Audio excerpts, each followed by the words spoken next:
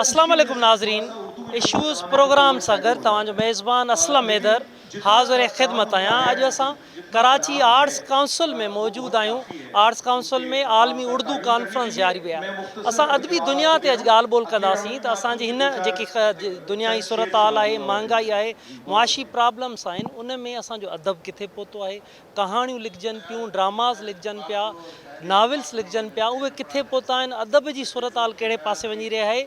सॼी दुनिया जा, पाकिस्तान समेत सॼी दुनिया जा हिते आलम अदीब दानिश्वर पहुतल आहिनि। उन्हनि सां ॻाल्हि ॿोल कयूं त हिन अदबी दुनिया कहिड़े हंधि वञी रही आहे, किथे पहुती आहे। करवान साहब, कैसे देख रहे हैं आप हमारी अदबी दुनिया कहाँ पर पहुंची है? उसमें कुछ तरक्की आई है अदब में, नावल्स में, स्टोरीज़ में? देखें, दोनों चीज़ें हुई हैं। कुछ तरक्की भी है, लेकिन काफ़ी कंटेंट के लिहाज से, फोकस के लिहाज से उसमें थोड़ी तनज़ुली भी है कि जो इश्यूज़ सब्सटेंशियल इशू होते हैं, जो पूरे समाज पर असरअंदाज होते हैं, उन पर तवज्जो ज़रा कम हुई है। और जो दूसरे मतलब फ़रूई किस्म के मामलात हैं, या जो एक दूसरे के ख़िलाफ़ खड़ा करने के हैं, उन पर कुछ तवज्जो ज़्यादा हुई है। और चूँकि जो माशरे में हो रहा होता है उसका असर हर शोबे पर पड़ता है। तो ये पिछले कोई 30-40 साल जो हमारे मुल्क में गुज़रे हैं, वो मुस्बत चीज़ें कम थीं, मनफी चीज़ें ज़्यादा हुईं। और सबसे अहम बात यह है कि जो अदब और जो तहज़ीब के हवाले से एक पुरअमन माहौल चाहिए होता है, रवादारी चाहिए होती है, बर्दाश्त चाहिए होती है, वो बहुत मुनज़्ज़म तरीके से उसका ख़ात्मा हुआ है। तो फिर उसका असर जो है वो यकीनन आता है। खौफ की फ़ज़ा बनती है, गिरोही मफादात जो है उनको जो है वो ज़्यादा अहमियत मिल जाती है, जो इंसानियत की बुनियाद पे सोचना कम हो जाता है। मज़हब भी एक तरह का हथियार बन जाता है निफाक फैलाने का, तशद्दुद फैलाने का, जवाज़ पैदा करने का। तो वो सारी चीज़ें हुई हैं, लेकिन इसके बावजूद जो है, अब जैसे यहीं आप देख लें, जो हम आर्ट्स काउंसिल में खड़े हैं, ये जो कॉन्फ्रेंस हो रही है या और भी चीज़ें यहाँ होती हैं, तो वो एक लिहाज से जो है इस बहुत ही घुटन वाले माहौल में आपको एक ठंडी हवा के झोंके की तरह है मिलता है। तो इसका मतलब ये है कि ऐसा नहीं कि हर चीज़ ही मनफी है, मुस्बत चीज़ें भी हो रही हैं और इनका एहसास भी बढ़ रहा है। जैसे कल यहाँ जब इफ्तिताह हुई थी, जितनी बातें लोगों ने की, उन सारे इश्यूज़ पर जो है उन्होंने बड़े तफसील से जो है रोशनी भी डाली और उनकी निशानदही की, और कैसे ज़रूरी है कि हम पूरा माशरा इकट्ठे हो के, जो भी मुस्बत सोच वाले लोग हैं, वो इकट्ठे हो के आवाज़ बनाएं और ये इल्म व अदब को जो है वो इस काम के लिए जो है वो प्रोमोट किया जाए। क्योंकि जो वाक़यात हो रहे हैं, हर रोज़ हो रहा है कुछ ना कुछ, कि इतना भयानक तशद्दुद जो है माशरे में हमारे आ गया है कि सोच कर ही इंसान जो है वो काम चाहता है। तो वो है, इन चीज़ों को ज़्यादा जगह मिलनी चाहिए आप सबके काम में भी।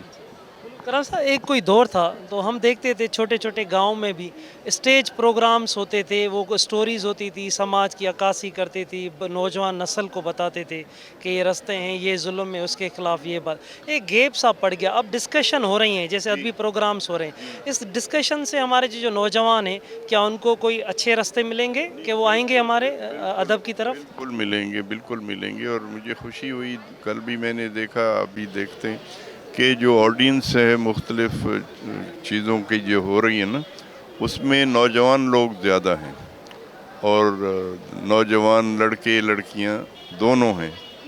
तो ये बहुत अच्छी बात है और इसमें मतलब बहुत जो है वो एक तवानाई इससे निकल सकती है मुस्बत, जो फिर माशरे को बेहतर बनाने में काम करे। हमारे इदारे, हम जैसे गवर्नमेंट है, सिंध गवर्नमेंट है, वफाकी गवर्नमेंट, वो अदबी इदारों के लिए क्या, उनकी क्या आपको देख रहे हैं, उनकी एक कोशिशें या उन्होंने क्या किरदार अदा किया है? देखें, एक तो जो सरकारी सरपरस्ती में बनते हैं या सरकार के तहत बनते हैं अदारे, उनमें बड़ा एक जो मनफी पहलू होता है कि वो तरीक़ाकार उनका बड़ा ब्यूरोक्रेटिक होता है, जो सोचना चीज़ें लाना वो ज़रा कम होता है। और लेकिन अब जैसे इस तरह के इदारे हैं, ऑटोनमस हैं, जैसे ये आर्ट्स काउंसिल है, यहाँ आप देख सकते हैं कि बहुत ही एक वाइड जो है वो कैनवस है जिस पे मुख्तलिफ़ चीज़ें होती हैं और हर तरह की बात हो रही है, जो सरकारी इदारों में एक तरह का वो ममनू होती हैं, बात नहीं हो सकती। तो वो फ़र्क तो है। लेकिन ये कि जैसे सिंध की हुकूमत ने बहुत से अच्छे काम किए हैं, लेकिन ये जो कल्चर के हवाले से, अदब के लिहाज से इस तरह की चीज़ों की सरपरस्ती और सपोर्ट जो उन्होंने की है वो काफ़ी वाज़ेह तौर पे नज़र आती है। और उम्मीद है कि कल उन्होंने यहाँ अनाउंस भी किया था, चीफ मिनिस्टर ने भी और जो कल्चर के मिनिस्टर हैं, कि हम पूरी तरह सपोर्ट करेंगे इन चीज़ों को।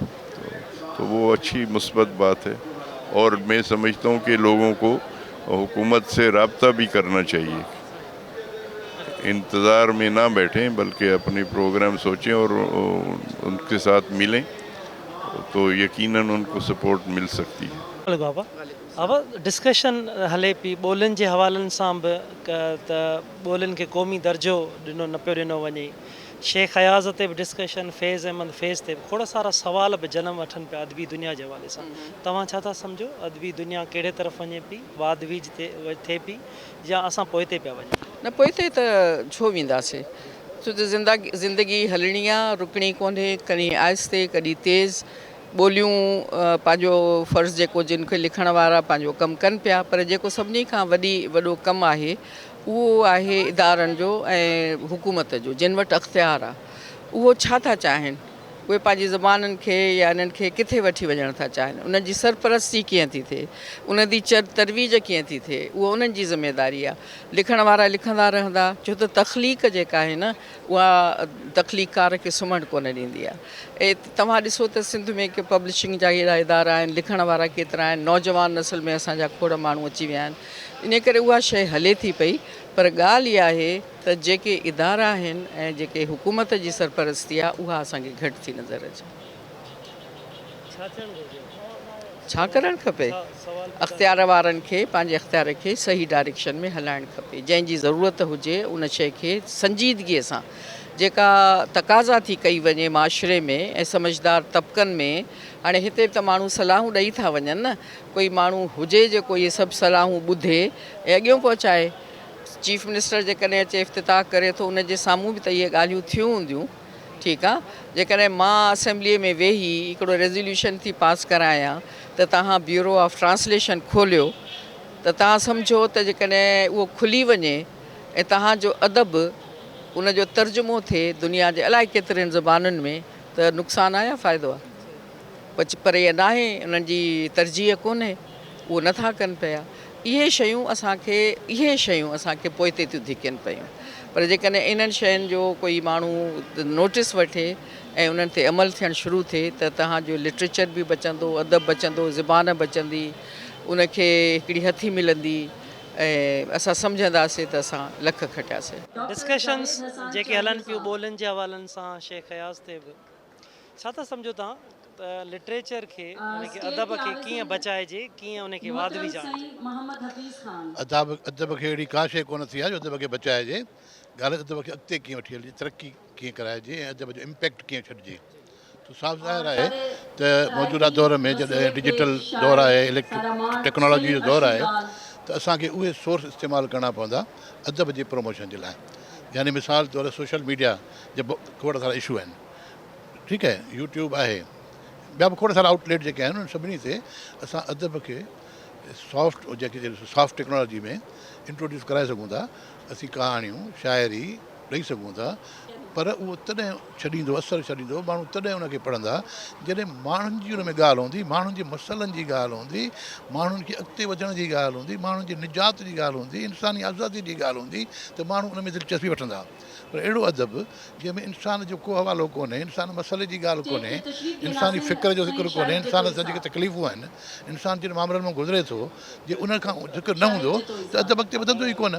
हींअर जेको अदब घटि पढ़ंदो वञे सबबु ई इहो आहे त हींअर फैज़, अयाज़, इब्राहिम मुंशी ऐं हबीब जालिब अहिड़ा शाइर कोन्हनि। अहिड़ा उहे अदीब, उहे लेखक हाणे न रहिया आहिनि। जेको माणिक लिखंदो हो, गोबंद माली जो नावल या नसीम खलर जूं कहाणियूं ऐं नावल। छा था सबबु छा था सम्झो? सबबु इहो थियो आहे त नौजवान या नवां लिखंदड़ पंहिंजे माण्हुनि खां हटिजी ॿियनि मामलनि ॾांहुं हलिजी विया आहिनि। रोज़गार मसइलो थी वियो आहे, त रोज़गार बि करिणो आहे। अदब तव्हांखे ज़हनी सुकून ॾेई सघे थो, का ॻाल्हि सुठी करे सघो था। इज्तिमाही तरह जेसि ताईं तव्हां में उहो शौक़ु न अचे, तव्हां इनकलाबी अदब ॾियो, माण्हुनि जा मसइला खणो त तकलीफ़ूं थियूं अचनि। नतीजे में अदब लिखाई जेको आहे हल्कियूं हल्कियूं ॻाल्हियूं थो करे, नंढड़ी सोच रखी नंढनि मसइलनि जो ज़िक्र थो करे। उहो नंढा मसइला माण्हुनि ते एतिरो असरु कोन था कनि। ठीकु आहे न। तंहिंजे करे जेसि ताईं माण्हुनि जे असली अहसासनि, असली जज़्बात जी अदब नुमाइंदगी न कंदो त अदब उहा पंहिंजी हैसियत बञाए न सघंदो। तव्हां सम्झो था, तव्हांजो चवणु आहे त मुआशी मामिलो बि हिकु अहम मामिलो आहे, शऊर मौजूदु आहे, उन लाइ माना इदारा जोड़ण जी ज़रूरत आहे पाण खे। इदारा जोड़ण या यकसूईअ सां कमु करिणो आहे। छा थींदो आहे त जेके तरक़ी याफ़्ता दुनिया आहिनि, जे तरक़ी याफ़्ता मुआशिरा आहिनि, उते अदब जे लाइ अलॻि अलॻि प्रोजेक्ट ठाहिया वेंदा आहिनि ऐं अदब ख़ुशहाल आहे उन्हनि मुल्कनि में। हिते अदीब ख़ुशहाल कोन्हे। हिते अदीब पंहिंजो उन कहाणीअ शेर जे ज़रिए त उनखे कुझु बि कोन थो मिले। पर जे अदीब चुनो थी ॿी का नौकिरी बि उनखे न मिले। ॿिए तरफ़ ईअं आहे त जेकर हिकिड़ो नावल कंहिं थी वञे अंग्रेजीअ में हिट थी थो वञे त सॼी उमिरि उनजा ॿार बि उन ते हली सघनि था ऐं खाई सघनि था। त जेसि ताईं इकोनॉमिकल मसइलो हल न कयो वेंदो, मुआशिरे में माण्हू ख़ासि करे पढ़ियल लिखियलनि जी नर्सरी क़ाइमु करे ख़ासि ट्रेनिंग तहत ख़ासि सहूलियतूं ॾियारे लिखिया वञनि। इदारा आहिनि पर उहे अदीबनि लाइ ख़ासि सहूलियतूं प्रोवाइड नथा कनि। इदारा नौकिरी ॾियण जा इदारा थी विया आहिनि। न त अहिड़ा इदारा सिंध में पूरे पाकिस्तान में आहिनि जिन जो कमु आहे त अदब खे प्रोमोट कनि ऐं अदीबनि खे ख़ुशहालीअ ॾांहुं वठी हलनि। अदीब कमु कंदा। बज़ामती अदब माज़ीअ जो मिसाल तौरु उहो जिन बि अदा कयो, भले उन्हनि तकलीफ़ूं काटियूं, पर समाज खे कुझु उन्हनि ॾिनो। मज़ामती अदब ई आहे जेको न सिर्फ़ु अदब जे मुख़्तलिफ़ सनफ़ुनि खे जहिड़ो थो रखे, पर माण्हूअ सां ॻंढे थो हले। इहो ई सबबु आहे जो तव्हां जेकॾहिं ज़िक्र कंदव हींअर सिंधीअ जो त शेख अयाज़ छो सभिनी खां मथां बीठो आहे। इन खां न त हुन घणा किताब लिखिया आहिनि। मिर्ज़ा कलीज बेग 400 किताब लिखिया। ठीकु आहे न। पर मिर्ज़ा कलीज बेग जो उहो इम्पैक्ट कोन्हे जेको शेख अयाज़ जो आहे। सबबु इहो आहे त हू पंहिंजी अदब खे माण्हुनि सां सिधो करे, माण्हुनि जी सम्झ मुताबिक़, माण्हुनि जूं मजबूरियूं, माण्हुनि जूं पंहिंजूं तशबीहूं, माण्हुनि जा पंहिंजा समाजी, सियासी ऐं रिवायती मसइला क्लासिकल अदब खे साण खणी माण्हू मारीअ खां वाक़ुफ़ु आहे, माण्हू सोरठ खां वाक़ुफ़ु आहे, माण्हू नूर जमातीअ खां जाम तमाचीअ खां वाक़ुफ़ु आहे, त उन्हनि खे हुन अॻियां करे एड्रेस करे माण्हुनि वटि मक़बूल थियो ऐं माण्हुनि जा नवां मसइला कयईं। त उहो आहे, पोटेंशियल यकीन अदब में आहे। ॻाल्हि पिया कयूं त हाणे तव्हां जेका ज़बरदस्त ॻाल्हि कई त कुर्बानियूं ॾिनऊं, इहा कुर्बानी यकीन ॾियणी थी पए। मज़ामती अदब जॾहिं तव्हां इंसानी मसइले जी ॻाल्हि कंदव त जेके इंसान दुश्मन कुवतूं आहिनि उहे तव्हांजे साम्हूं उभरी ईंदियूं ऐं उभरी तव्हांखे तकलीफ़ ॾींदियूं। अदीबनि शाइरनि सॼी दुनिया में तकलीफ़ूं ॾिठियूं आहिनि, जेल कटिया आहिनि, तॾहिं इहो नालो उन्हनि वॾो हासिलु कयो आहे। मुस्तवरनि जा हथ कटिया विया, शाइरनि जूं ज़ुबानूं कटियूं वयूं, कलम खे तकलीफ़ ॾिनी। ऐं इहा बि सभिनी खे ख़बर आहे जेको मज़ामती अदब लिखे थो उनजे कलम जी ताक़त खां हुकुमरान ॾिजंदो आहे। ऐं हाणे हुकुमरान हिकु कोन्हे, हाणे दुनिया ग्लोबलाइज़ आहे, त उन अदब जे अदीब जे कलम मां केरु किथे बि ॾिजी सघे थो। कलम खे जेका ताक़त आहे न, त उन ताक़त जो थींदो तॾहिं जॾहिं तव्हां पुछ विञाए वजूद खे पुछ जे पोइ प्रीतणो, अॻ में नुक़सानु खणणो पवंदो, तकलीफ़ सहणी पवंदी, पोइ तव्हांजी मक़बूलियत थींदी ऐं पदो सुठो पैदा थींदो। जामी साहब, मौजूदा अदब समाज जी तर्जुमानी करे पियो? ॾिसो, अदब त हर ज़माने में समाज जी तर्जुमानी ई कंदो आहे, मतिलबु फ़र्द जी बि कंदो आहे ऐं समाज जी बि कंदो आहे। हाणे सुवालु इहो आहे त उनजे उभरियल रुझाननि जी कंदो आहे या उनजे जुज़वी रुझाननि जी कंदो आहे। त ज़ाहिर आहे हाणे जीअं मिसाल तौरु दौरु वञी ॾियो हो त तहरीकूं हुयूं, ऐं हिकिड़ो मज़ामती तहरीकूं हुयूं त उन में ज़ाहिर आहे त अदब उन सॼे समाज जे तहरीकुनि जे पोयां बीठल हो, अॻियां बीठल हो, उनजे पोयां बीठल हो। ऐं ईअं तव्हां ॾिसो ज़िया जो दौरु आहे त बि ईअं हो। ऐं हाणे ज़ाहिर आहे हिन वक़्तु मजमूई तरह पाकिस्तान में सिर्फ़ु सिंध में न पर पूरे मुल्क में उन क़िस्म जूं ज़ाहिर आहे उहे, ऐं पूरी दुनिया में उन क़िस्म जूं तहरीकूं मजमूई तरह घटि आहिनि या कमज़ोर आहिनि या उन स्केल ते न आहिनि। त ज़ाहिर आहे त अदब पोइ इन क़िस्म जे उबूरी दौरनि में पंहिंजा मुख़्तलिफ़ मौज़ू खणे थो, पर मां सम्झां थो त अॼु बि सिंधी अदब जेको आहे ख़ासि तौर ते शाइरी उन में मज़ाहिमती रंग मौजूदु आहे, उन में समाज जो दर्द ऐं उहे अक्स मौजूदु आहिनि। ऐं शॉर्ट स्टोरी ऐं नावल में ऐं ॿियनि पासनि ॾे बि यकीननि केतिरा मौज़ू अहिड़ा खया वञनि था जेके समाज में आहिनि। ऐं ॿियो अदब रुगो ज़ाहिर आहे त उभरियल सियासी मौज़ूअनि जो मोहताज न हूंदो आहे, ज़िंदगी जा तमामु घणा पासा आहिनि।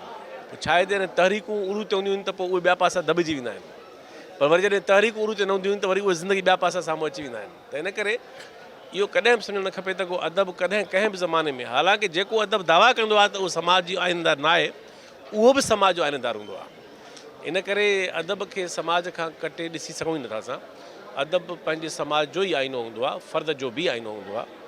ऐं अॼोको सिंधी अदब जेको आहे उन में तमामु घणा तख़लीक़ी पासा बि आहिनि, पर उन जे हिकिड़े तमामु गहरे तनक़ीदी अभ्यास जी ज़रूरत बि आहे त उन में छा बहितरु लिखिजी रहियो आहे, छा कमज़ोर लिखिजी रहियो आहे, ऐं कहिड़ा मौज़ू आहिनि जेके हिन दौर जा मौज़ू आहिनि। पोस्ट मॉडर्निज़म जे ज़माने में सिंधी समाज किथे बीठल आहे, अॼोके पोस्ट मॉडर्निज़म ज़माने में सिंध जो समाज जूं मुख़्तलिफ़ शिकिलियूं आहिनि। त ईअं ज़ाहिर आहे त अनेक मौज़ू आहिनि जिन जे हवाले सां असांखे पंहिंजे अदब खे वरी नए सिरे हिकु सुवाल ॿोलियुनि जे हवालनि सां पैदा थिए पियो, काफ़ी टाइम खां सुवाल आहे त ॿोलियुनि खे क़ौमी दर्जो ॾिया, हिते बि डिस्कशन थिए पई। इहो सुवाल भला हल तरफ़ वेंदो ॾिसो पिया? ॾिसो, हिकिड़ो त अॼोके दौर में रियासत जो जेको नुक़्ते नज़र आहे उहो हिकिड़ो त फेल्ड आहे, कंप्लीटली फेल्ड आहे। फेल्ड इन माना में आहे त उनखे कोई हाणे मञण लाइ तयारु न आहे, सवाइ रियासत जे पंहिंजे, बाक़ी ॿियो कोई उनजो वारिस न आहे। ऐं ॿी ॻाल्हि त जेके ॿोलियूं आहिनि उहे हाणे जंहिं सतह ते अचे पुगियूं आहिनि उहे रियासत जो मोहताज बि न आहिनि। मिसाल सिंधी ॿोली आहे, उहा हाणे हुकूमतुनि रियासतुनि जी मोहताज न आहे, उहा क़ौमी ॿोली आहे, उनखे पंहिंजो समाज बि क़ौमी ॿोली तौरु जीअरो रखियो वेठो आहे। हाणे आइन ऐं कानून उनखे पब्लिक पॉलिसी मञींदी त उन्हनि जे हक़ में आहे, पर जे न मञींदी त असांजी ॿोली एतिरी वलरेबल न आहे या समाज अहिड़ो कमज़ोर न आहे जेको ॿोली कंप्रोमाइज़ करे चुको हुजे। त इन करे सिंधी ॿोली असांजी क़ौमी ॿोली आहे ऐं इहो सॼे मुल्क खे ख़बर आहे। तव्हां सम्झो था मौजूदा समाज जो एतिरो शऊर आहे जो ॿोली असांजी महफ़ूज़ आहे? महफ़ूज़ आहे बिल्कुलु। ऐं उहा टेक्नोलॉजी में आई आहे, उहा इल्मी शोबनि में आई आहे, उहा तमामु घणी पखेड़ में आई आहे, टेक्नोलॉजी में आई आहे, साइबर वर्ल्ड में आई आहे, यूनिकोड ते आई आहे। ऐं बाक़ी इन जो मतिलबु न आहे त असां को छॾे ॾींदासूं इन ॻाल्हि खे त को रियासत उनखे न मञे ऐं उन जे बारे में इदारा ठहणु न खपनि या पब्लिक पॉलिसी न अचणु खपे। ज़ाहिर आहे फेडरेशन आहे, उनजो फ़र्ज़ु आहे त उहा असांजे क़ौमी ॿोली खे तस्लीम करे। जे उहा असांजे ॿोलियुनि खे दर्जो नथी ॾिए क़ौमी त उहा पंहिंजे वजूद जो इनकार करे थी, इहो हुनजो पंहिंजो इनकार आहे वजूद जो। बाक़ी सिंधी ॿोली खे कोई अहिड़ो वजूदी बहरान न आहे जो जेकॾहिं हुकूमत न वञो या स्टेट फ़िलहालु न वञो त असांखे कोई क्राइसिस आहे। सिंध जो समाज उनजो धणी आहे, उनखे हिकिड़ी ज़िंदा ॿोली तौरु क़ाइमु रखियो वेठो आहे ऐं उहा ॾींहों ॾींहुं अॻिते वेंदी, पोइ हिते न वेंदी। ज़ाहिर आहे इंतिहा पसंदीअ जी जेकी लहर आहे, छा था सम्झो तव्हां ईंदड़ वक़्त में वधंदी या उन में घटिताई ईंदी, ख़तमु थींदी? ॾिसो, इंतिहा पसंदी जेका आहे उहा ऐं जेका साॼी धुर आहे, राइट विंग आहे, ऐं जेको नियो लिबरल ऑर्डर जे अंदरि जेको तव्हां ॾिसो था त इहो हिकिड़ो ग्लोबल फिनोमिना आहे।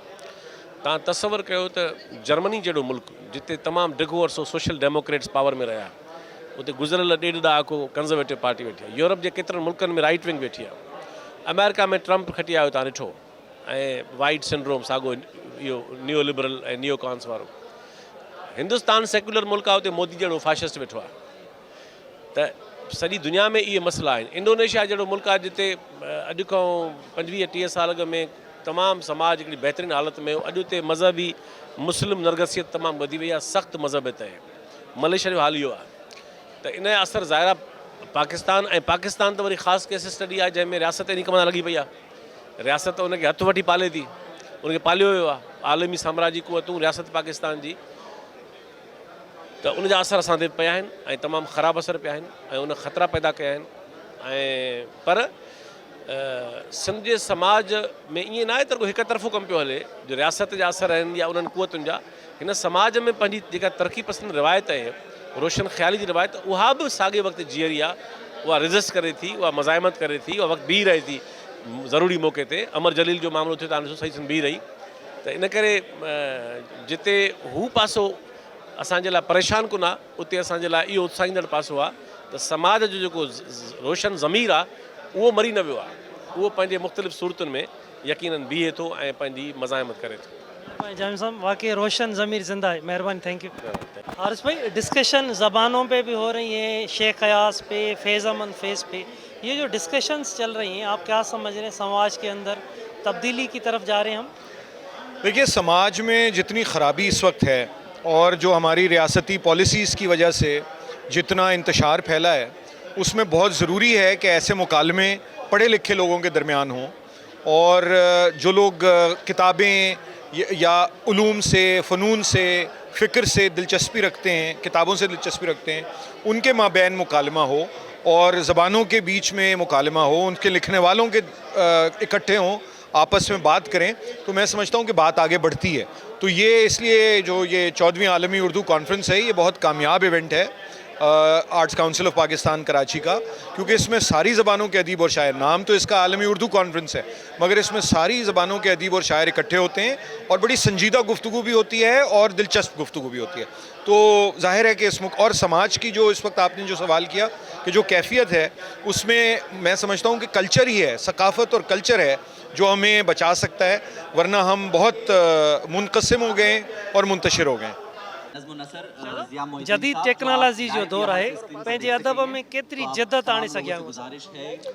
ऐं सम्झा थो त जेको हाणे जेको स्क्रीन जो जेको दौर आहे, पाम टॉप जो, त माना स्क्रीन हाणे दीवार तां उॾामी तव्हांजे हथ जी तिरी ते अची वई आहे। पहिरीं हंज में आई, लैपटॉप थियो, हाणे तिरी ते अची वई आहे, हाणे पाम टॉप आहे। असां उन हवाले सां इहो असांजो विजन हो त अॼु खां 4 साल पहिरीं कंसीव कयोसीं त असां लैंग्वेज इंजीनियरिंग इंस्टीट्यूट ठाहियूं। माजिद भुरगड़ी लैंग्वेज इंजीनियरिंग ठाहिण जे पोयां जेको बुनियादी मक़सदु हो इहो हो त असां हाणे ॿोली खे स्क्रीन ते बचाइणो आहे। ऐं उन लाइ आउं सम्झां थो त सब कॉन्टिनेंट जो कंहिं बि ॿोलीअ जे हवाले सां पहिरियों इदारो आहे। जे OCR ठाही सिंधी जी, हाणे सिंधी ॿोली तव्हांजी पिक्चर जी वठी तव्हां उनखे यकदमि टेक्स्ट फॉर्म में कन्वर्ट करे सघो था ऐं तव्हांजे लखे सुफ़नि जो जेको मवादु आहे उहो महफ़ूज़ थी वेंदो। ऐं उन हवाले सां मज़ीद कमु हलंदड़ आहे। बेटाईपीडिया जेका आहे उहा तमामु वॾे खां वॾो कमु आहे जेको हाणे अनकरीब ईंदो। त असांखे इन हवाले सां हाणे टेक्नोलॉजी में आणणो पवंदो ऐं इदारा जेके आहिनि उहे असांखे ठाहिणा पवंदा ऐं असां सिंध में ठाहे चुका आहियूं ऐं इन कम खे अॻिते अञा वधाइणो आहे। यकीनन तमामु वॾो इन हवाले सां डिजिटल जे हवाले सां कमु थिए बि पियो। असांजा किताब डिजिटाइज़ थियनि पिया ऐं असां ख़ुदि जेका सम्झां थो वॾे खां वॾी 10 करोड़ खां मथे जी जेका ई लाइब्रेरी जेका आहे उहा क़ाइमु थी चुकी आहे, जंहिं ते किताब अपलोड थियनि पिया ऐं अञा इहो मज़ीद कमु जेको आहे उहो वक़्त सां गॾु अॻिते वधंदो। मौजूदा वक़्त में समाज जी शऊरी सतह किथे बीठल था ॾिसो? ऐं सम्झां थो त समाज में बेचैनी आहे, तोड़ फोड़ आहे ऐं हिकिड़ो अहिड़ो दौरु ईंदो आहे जीअं एल्विन टॉफलर 3 वेव किताब लिखियो हो त दुनिया 3 स्टेजिस में अॻिते वधी आहे। ज़रई समाज में, जहाँ सनती समाज में, सनती समाज खां पोइ टेक्नोलॉजी जे दौर में। असांजे समाज जो अलमियो इहो आहे त असां ज़रई समाज मां सिधो टेक्नोलॉजी जे समाज में दाख़िल थिया आहियूं। यूरोप वांगुरु असां फ्रेंच रेवोल्यूशन में जहाँ सनती इनकलाब मां कोन गुज़रियासीं। यूरोप उहे 150-200 साल यूरोप जेको आहे उहो उन फेज़ मां गुज़रियो। असां ज़रई समाज मां यकदमि टेक्नोलॉजी में अची विया आहियूं। थोरी शयुनि जी वाइड़ाइप, शयुनि खे न सम्झी सघणु, थोरी अनारकी, तोड़ फोड़, इहो उनजो हिसो आहे। असांजे यकदमि हथ में इज़हार जो ज़रियो अची वियो आहे। सवाइ असांजी सियासी ऐं शऊरी जेको हिकिड़ो प्रोसेस आहे जंहिं मां गुज़री पुॼूं हा ऐं उनखां तकिड़ो असीं शामिलु थिया आहियूं। पर आउं सम्झां थो त सिंध शौरी तौर ते सभिनी खां पाकिस्तान में जेके बि ॿियूं क़ौमियतूं आहिनि उन में इलाही अॻियां एडवांस बीठल आहे ऐं पहिरियों रेजिस्टेंस सिंध मां उभिरे थी, पहिरीं मुज़ाहमत सिंध मां उभिरे थी। सिंधी नौजवान में कावड़ बि आहे, गुस्सो बि आहे पर आउं सम्झां थो त आउं सभ खां घणो तनक़ीद जो निशानो थींदो आहियां। ॿिया मुंहिंजा वज़ीर मूंसां गॾु आहिनि, उहे न थींदा आहिनि। उनजो सबबु आहे त हू जंहिंमां उमेद भाइनि था, जंहिंमां होप जंहिंसां लागू कनि था, उन सां वधीक विढ़नि था। इन करे साईं जी चयो जेम्स सेठ बि महबूबनि वांगुरु फिरणी गिरणी क़ौम आहे। ऐं आउं सम्झां थो त इहा हुननि जी मोहबत जो इज़हार आहे मूंसां, नौजवाननि जो। सम्झनि था अञा डू मोर, अञा सरदार शाह खे घणो करिणो आहे, घणो कर। ज़रूरु हिकिड़ो फ़र्ज़ु आहे, उन जूं लिमिटेशन्स हूंदियूं, के हद ताईं उहो वञी सघंदो, न वञी सघंदो। पर मजमूई तौर ते असीं पंहिंजे समाज मां जा मायूस कोन आहियूं ऐं नौजवाननि मां मायूस कोन आहियूं। नौजवाननि खे दग ॾियणो पवंदो, तइलीमी इदारनि में तइलीम जे मयार खे बहितर करिणो पवंदो ऐं इल्मी अदबी इदारनि खे मज़बूत करिणो पवंदो, काउंटर कल्चरल नैरेटिव ठाहिणो पवंदो, सकाफ़ती इदारनि खे मज़बूत करिणो पवंदो त इंतिहा पसंदीदे असांजो नौजवान लड़ी न वञे। किथे ईअं न थिए जो उहो दहशतगर्द ऐं मुलाहियत जो वर चढ़ी वञे। त जेको असांजो 6000 सालनि जो जेको असांजो एसेंस आहे, जेको ॻर आहे असांजे समाज जो, उनखे बरक़रार रखण लाइ आउं सम्झां थो त सभ खां वॾो इल्मी ऐं सकाफ़ती जेको नैरेटिव आहे उहो असांखे डेवलप करिणो पवंदो। पर उनजे पुठियां इल्म जो हुजणु तमामु ज़रूरी आहे। मौजूदा जेके लिखणियूं आहिनि, नौजवान लिखनि पिया, मौजूदा अदब आहे, समाज जी सही तर्जुमानी करे पियो। आउं सम्झां थो त जे हद ताईं करणु खपे उहो न पियो करे। असां थोरो ओवर रोमेंटिसिज़म जो शिकार थिया आहियूं, थोरो वधीक रोमानियत जो शिकार थिया आहियूं।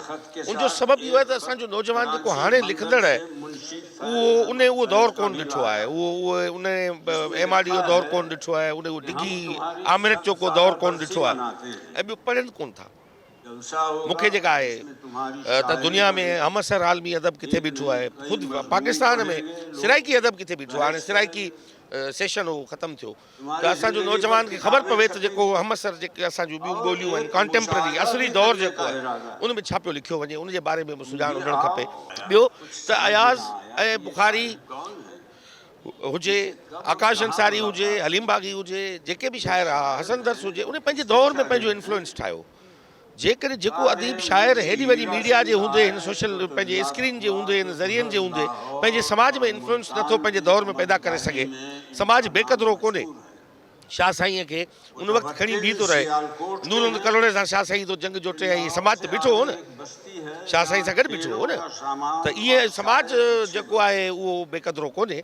असां समाज खे सम्झण में कोताही कई आहे। जी सदाई गुंजाइश आहे, देयर इज़ ऑलवेज़ रूम, हमेशह जगह कम जी गुंजाइश हूंदी आहे। आउं नथो पढ़ायां त असां केतिरो कमु कयो आहे, पर असां इंस्टीट्यूशन ठाहिया आहिनि, इदारा ठाहिया आहिनि, असां सकाफ़ती हवाले सां हिकिड़ो तहरुक पैदा कयो। पहिरियों दफ़ा सिंध जेका आहे उहा वफ़ाक़ी हुकूमत खां सवाइ जेका आहे वञी दुनिया में परफॉर्म कयो। अॼु असांजो जेको सिंधी आर्टिस्ट आहे उहो इस्लामाबाद मां राउट कोन थो थिए, न त अॻु में जेके वेंदा हुआ उहे इस्लामाबाद जी मर्ज़ीअ सां वेंदा हुआ। अॼु वफ़ाक़ी हुकूमत सां राउट कोन था थियनि। अॼु तव्हांजो आर्टिस्ट जेकॾहिं दुआ में परफॉर्म थो करे, अॼु तव्हांजो आर्टिस्ट जेके लंडन में परफॉर्म थो करे, तव्हांजो आर्टिस्ट कैनेडा में परफॉर्म थो करे। त असां इहो पहिरियों दफ़ो शुरूआति कई सिंध हुकूमत जे बुनियाद ते। असांखे ख़बर आहे त उन वक़्त में जिन माण्हुनि असांजे ई समाज मां इन शइ ते गोड़ कयो, शोर कयो, उहो उन्हनि कंहिंजी एजेंडा पूरी पे कई, उहो असीं सम्झूं था। मूंखे उन वक़्तु बि ख़बर हुई त 1 अरब जो ख़र्चु थींदो। मूं चयो त 1 अरब जे 1% खां बि जेकॾहिं वधीक ख़र्चु थींदो आहे, इस्तीफ़ा ॾेई हलियो वेंदो। ऐं पर सम्झूं था त असांजे समाज में असांजा पंहिंजा अंडर द कफ के माण्हू आहिनि जेके ॿियनि जो मक़सदु सर्व कंदा आहिनि। पर जेतिरा इदारा ठहिया आहिनि उहे तव्हां ॾिसी सघो था। अञा कम जी तमामु घणी गुंजाइश आहे। असीं अॼु सुभाणे न हूंदासीं, पर कम जी कंटिन्यूटी जेका आहे उहा लाज़मी आहे। महिरबानी। अदीब ऐं दानिश्वर पंहिंजे नज़र सां समाजी हालतुनि खे ॾिसंदो आहे ऐं पंहिंजूं सलाहूं ॾींदो आहे त जीअं समाज जे अंदरि अदब में वाध बीज अचे, समाज बहितरी तरफ़ वञे। असांजे प्रोग्राम जो वक़्तु पंहिंजी पुॼाणी तरफ़ पहुतो आहे ऐं नवनि इशूज़ सां गॾु ॿीहर गॾु हूंदासीं। तेसिताईं पंहिंजे मेज़बान असलम हैदर खे ॾींदा इजाज़त। अला भाई।